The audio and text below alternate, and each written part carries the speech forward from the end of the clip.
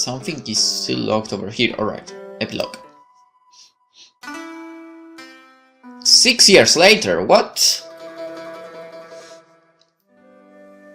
She collected her daughter from the daycare center at 3 o'clock after she finished having a late lunch with Maki. Over a gently steaming plate of still warm chicken, gyoza and hearty nourishing rice, she and Maki had discussed Mr. Terrada's comments about their tanka poems. For she was still a relative novice, Mr. Terrada had been very complimentary about her poem. Apparently her use of repetition had captured the peaks of these snowy, desolate mountains perfectly. She had been blushed with pride as Mr. Terrada had complimented her head bent. Shyly she had tried to claim that her poem was not that good. Not really. It didn't seem fair to some of the other women, who had been studying under Mr. Terrada for years. If she'd captured the signs of sadness of the mountains, it was because of her own lived experiences. The words had welled up, not from a vague ideas of reminiscence or blurred photographs, but from her own past. How could she be complimented so highly by Mr. Terrada, no less, for indulging so in her own memories? But Maki had laughed when she told her to be less humble. "You should learn how to accept a compliment, they won't kill you," Maki had chortled, while biting into the crisp outer shell of her gyoza. "I suppose I still need to work on that," she had replied, her head bowed in suitable humility. Maki laughed. "You've been attending class here for almost half a year now, you don't need to be so polite." "That's just how I was raised." "You country girls are all so funny." "Funny? How?" "You get so flustered whenever somebody says something nice to you. You're not allergic to compliments, are you?" "I'm just unused to it. People didn't used to be so nice to me." "Well, get used to it. I think you have a real talent, and you're fun too. Hey!" Maki waved over a passing waiter without any restraint. "Can we have some more green tea?" She'd been mortified by Maki's openness and had slung down her chair, her face bright red. City-born women were so different to those from the countryside, she had reflected while the water topped up Maki's cup. Maki had no problems accepting compliments from Mr. Terrada. While some of the other students at Mr. Terrada's poetry lessons would try to reflect his praise, Maki never bothered, she simply smiled. Some of the women, the ones who had been born in Tokyo, thought Maki was too shameless. They whispered about her behind her back. Initially she had agreed, but after 3 weeks she changed her mind. Maki was incredible. She was everything she had always wanted to be, and everything she could never be. She wondered, as she poked at her own gyoza with her chopsticks, whether she could have been so spirited if only she'd been raised in a different environment. Maybe it was the tall buildings of Tokyo that did it. They were so aggrandizing. One born here amidst the hustle and bustle of cars and shops and sprawling residential areas had to be sure of their own sense of self, or else they would get swept away. Maki wore Western fashions. She turned her nose up at the traditional Japanese clothes and instead wore the most amazing outfits. Flared trousers, button-down shirts, or print dresses with hems that stopped at the knee. It was Maki who, after her first session with Mr. Terrada, had taken her shopping. She owed her current outfit, maroon sweater and pleated skirt, to the older woman's tutelage. It had been a bit disconcerting at first to wear something super short, but it was liberating too. So this was how Western woman dressed. She had never imagined. The process of reinvention was hard, and sometimes it was scary, but it was never without merit. Finally free from the clothes and manners and gestures that had been imposed upon her for years by her mother, she could be the woman she had always wanted to be. Bold, fierce, determinedly independent. The dinner with Maki concluded, she hoisted her bag about her shoulder and set off to the nursery. It was only a few streets away from the restaurant, so she walked. It was in the middle of November, and it was starting to get cold. For no snow had fallen, the air was chilly. It tugged at her hair, making it flutter behind her like a wave. It was nostalgic. It reminded her of home. Maybe that was why she'd written the poem about the mountains. Ever since her move to Tokyo, she paid little attention to her memories. But now the weather had changed. They were coming back to her, like snowflakes dancing in the air. And to think, only 6 months ago, she had been living in the desolate mountains of Hakuba. How things changed. Her daughter, Yukiko, was delighted to see her mother. For they'd only been parted for a few hours. To her, it must have seemed like years. Yukiko threw her arms around her mother's neck and clung her close, like a monkey. She laughed in turn and scooped Yukiko up in her arms. Yukiko was young, only 2 years old, and she could be cradled as easy as a bag of flour.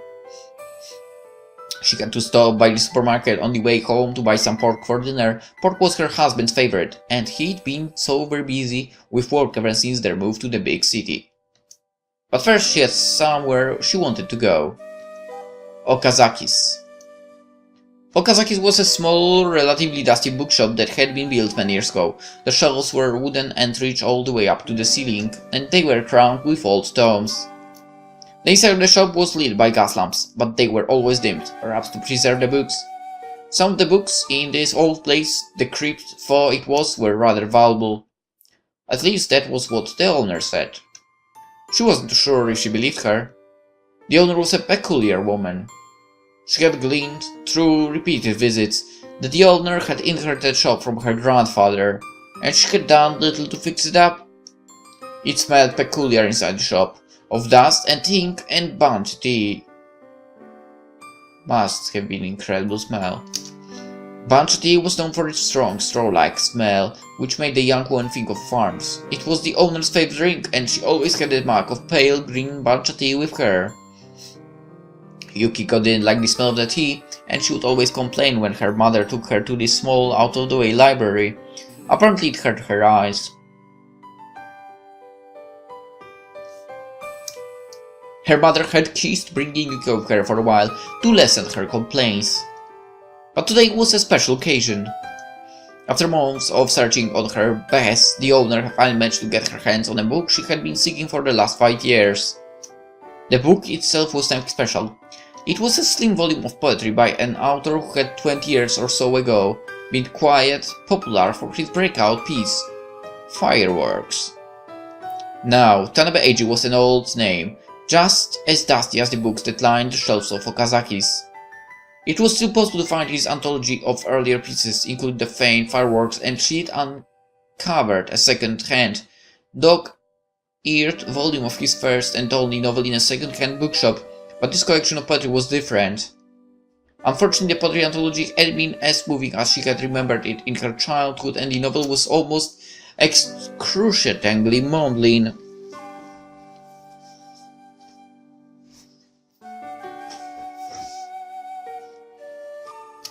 Though the novel featured a young girl apprenticed to be a geisha, the girl's mentality had belonged more to an older man than a teenager. At least she didn't remember being moved to examine her own breast in such detail when she was 15.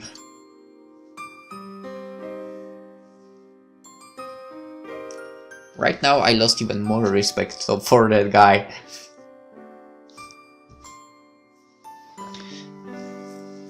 I mean, if she was a teen but she was 18 or 19, I guess that's kind of fine, but 15? What the hell is wrong with you?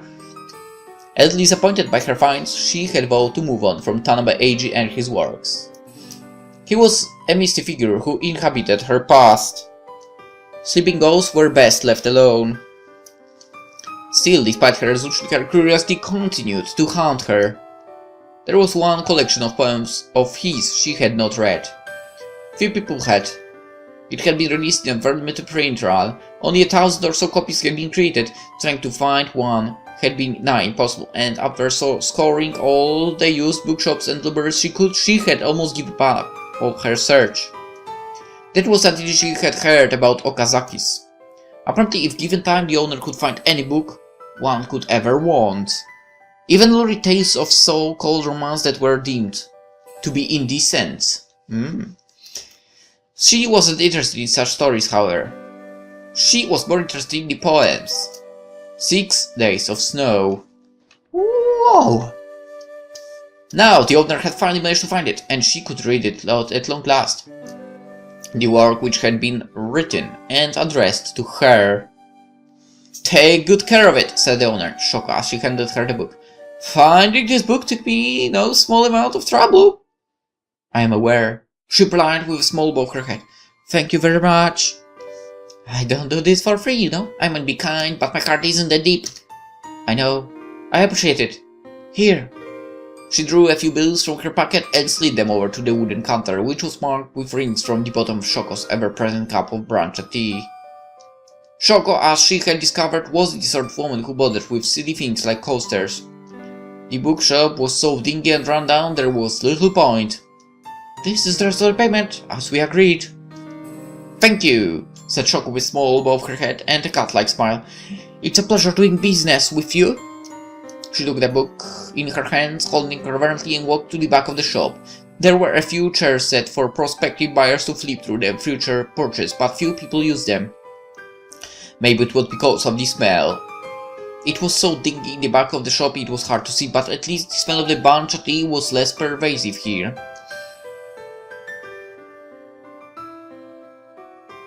She took a seat on a chair, the book in hand, and pulled Yukiko onto her lap.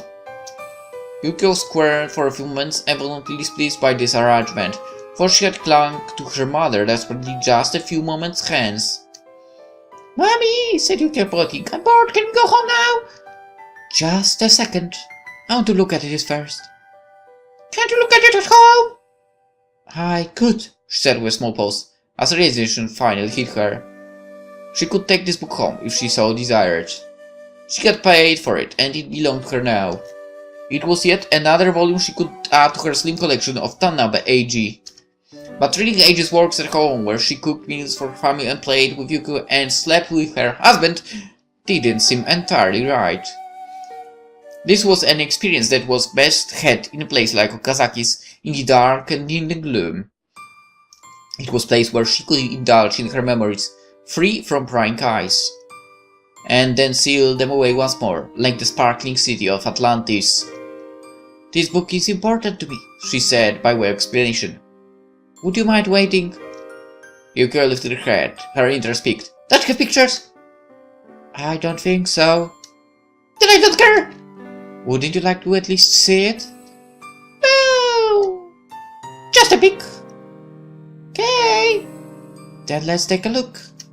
Her heart pounding inside her mouth, she slowly cracked open the pages of the book.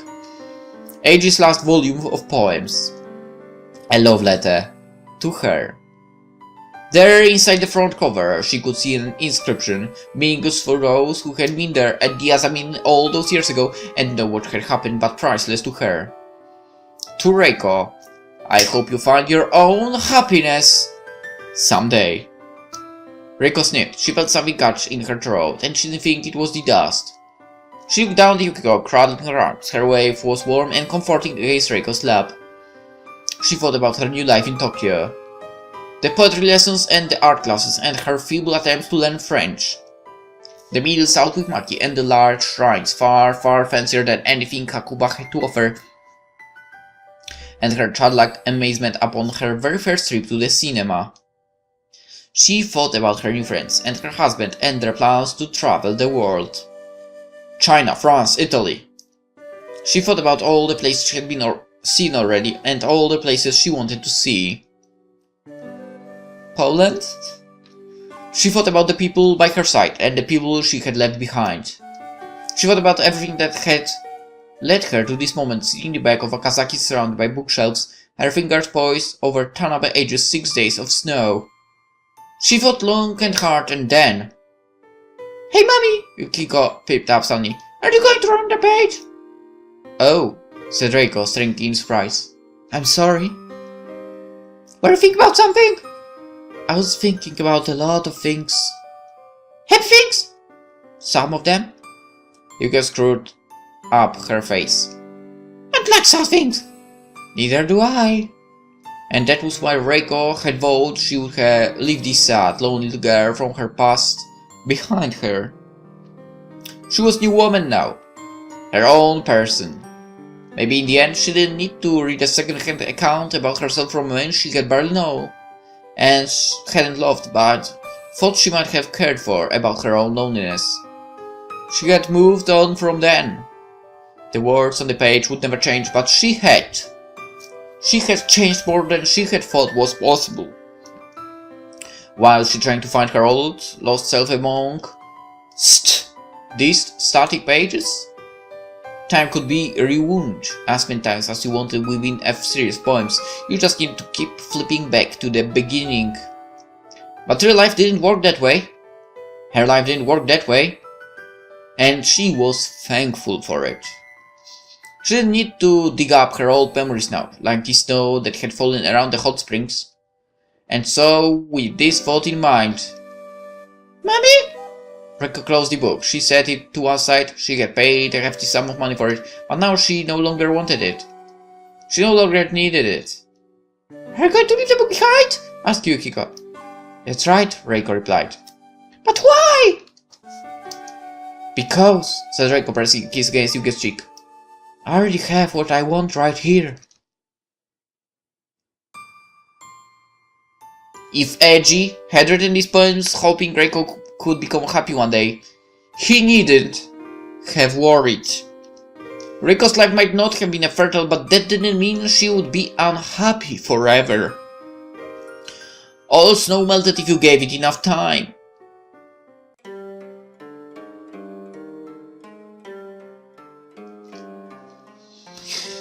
So, she got the happy ending.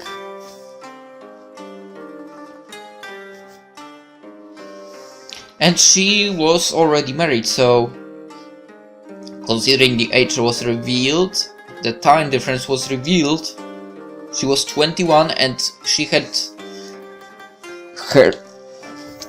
her daughter at the age of 18 already.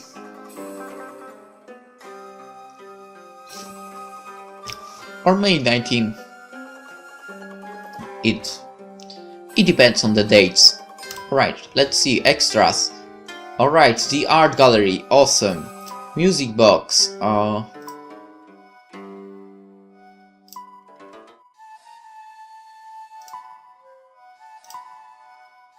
snow. Alright, notes.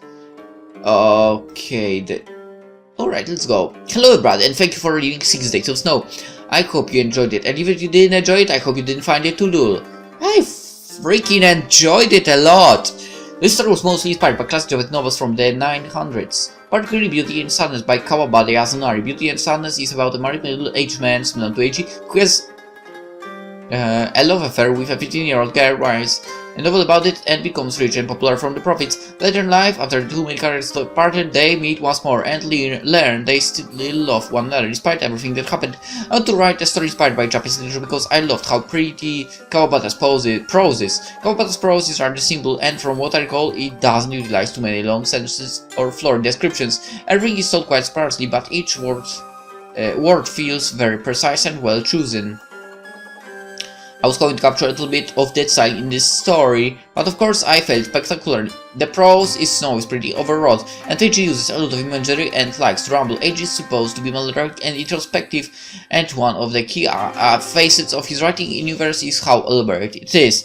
Since the main character is now a writer who has a specific style, I thought it would make more sense to try and mimic Eiji's supposed style than that of another writer. After all, the story is being told from Eiji's perspective, for he's a bit frustrated at his inability to write crisp, clean sentences. The plot of Snow also has a few similarities with Beauty and Sadness, mostly the uncomfortable romantic elements, actually a common theme in a few of the Japanese novels I read, like Tanisaki's The Diary of a Mad Old Man and Naomi. Okay, that's just the title of it just sounds dangerous. Or Mishima's A Thirst for Love, a romantic relationships between young girls and men significantly older than them, often with tragic endings. That's probably why I decided to adopt a similar focus. When writing the story, I wrote the final scene first, and then thought of how the ABC story could have led to this happening. My aim was to write a story with a sex scene, but make the sex depressing rather than titillating. The story doesn't really have a sex scene since I couldn't imagine AJ writing something that's scandalous. I suppose this story is a little similar to my other visual novel, Sweetest Monster, which PolishLynx still have not played, which has similar main character and storyline. For AG East? That's some German thing. For AG East. Okay, he's the narrator of Snow. Reiko is probably a more important character, I think so. At its heart, Snow is the story of a young girl who doesn't have much life experience. She's afraid of her mother, but her mother is the only family she has and she spent her whole life obeying her. Reiko wants to escape, but she sees no way of doing that until she meets Eiji. Speaking of whom, I wonder what happened to that mother of hers. Reiko and Eiji get along well enough, and for Reiko doesn't love him, she decides to manipulate him to falling for her. She hopes if he loves her, he'll sweep her away from her lonely life and rescue her. That doesn't happen, and at the end of the story, Reiko starts to regret her actions. She feels uncomfortable about sleeping with Eiji, and when she realizes he's going to leave her after everything she did for him, she thinks about killing herself. But only thinks, luckily enough. After a few years pass, Reiko manages to move on with her life. She leaves the inn of her own volition, marries men close to her age, and has a daughter. Eiji doesn't feature in her life when she grows up, and she doesn't read the collection of poems he wrote about her. In a real-life scenario, moving on from a relationship that could never work is probably healthier than pinning after it, for it's not a very romantic conclusion. But it's a good conclusion. It seems a little unrealistic to me that a teenage girl would resent or at least regret sleeping with somebody many years older than her, and in most cases, imagine girls this young aren't mature enough to make such decisions. It seems inevitable in a situation like this one, or both parties will get hurt. True! Agree with that statement completely. And so I tried to write a story with romantic elements where it's impossible for the two leads to have a happy ending because they're simply too far apart in age and experience, and Reiko doesn't truly love Eiji. She just loves the idea of him rescuing her from her loneliness. You could also argue whether Eiji actually loves Reiko, and if he doesn't simply love the idea of a young girl being enamored with him. That also might be true. For I'd still believe, through the entirety of time, well, maybe not entirety of time, but there was a part of time where he more like, actually, Reiko looked to Eiji more like his daughter. Or something like that. Maybe after like this I can work on nicer stories that are less depressing, but probably not! Well, it was a good game, no matter how look. Oh, I clicked exit. God damn it. Alright, so that was 6 Days of Snow. I don't know about you, but I freaking enjoyed this game, and it was lovely and amazing and, well, and great and amazing, and I'm lost for words. I'm not a writer, okay? Yeah, I'm not good with words. So, that was 6 Days of Snow. A really nice romantic story, I guess, that tells a little bit about life as well, and hope you enjoyed it. I did enjoy playing it, that's for sure. And well, tomorrow we are moving to some other game, I believe, because I don't think I'll be able to upload a few games at the same time, unfortunately, even though I would love to do that. Anywho, let's end it here, and I'll see you in the next game. Bye bye.